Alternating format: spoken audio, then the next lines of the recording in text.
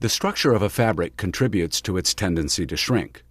More open structures have a greater propensity to shrink.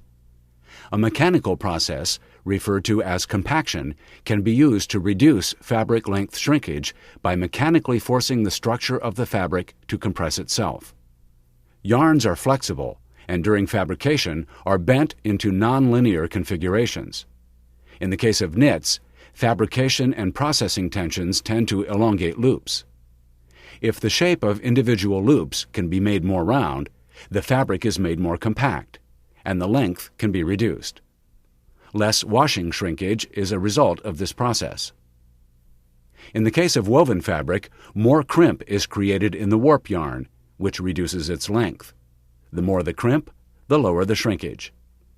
When knits or wovens are compacted, the fabric becomes heavier and thicker, and the yardage is reduced.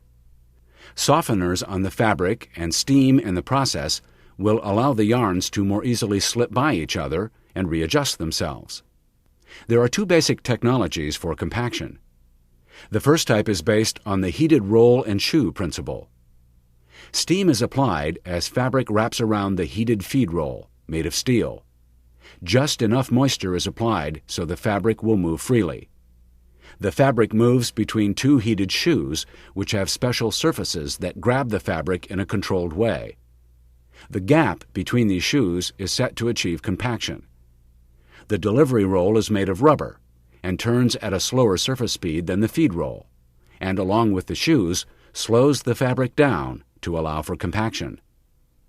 When the fabric hits the surface of the heated shoe, the fabric slows, shortens, and compacts, based on the surface friction in the compaction zone. Overcompaction will result in a corrugated appearance.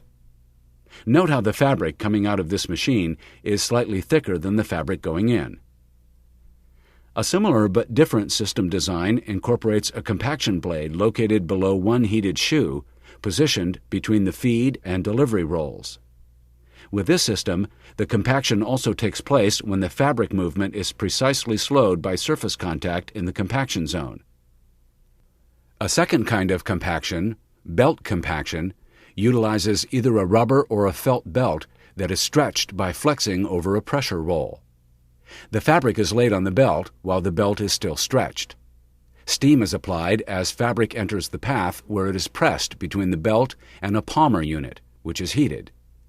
Compressive shrinkage of the fabric with the rubber belt is obtained by the recoil of the belt when it is flexed around the palmer unit.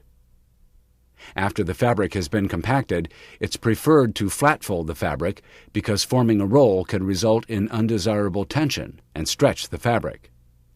After compaction, the fabric can go directly to cut and sew.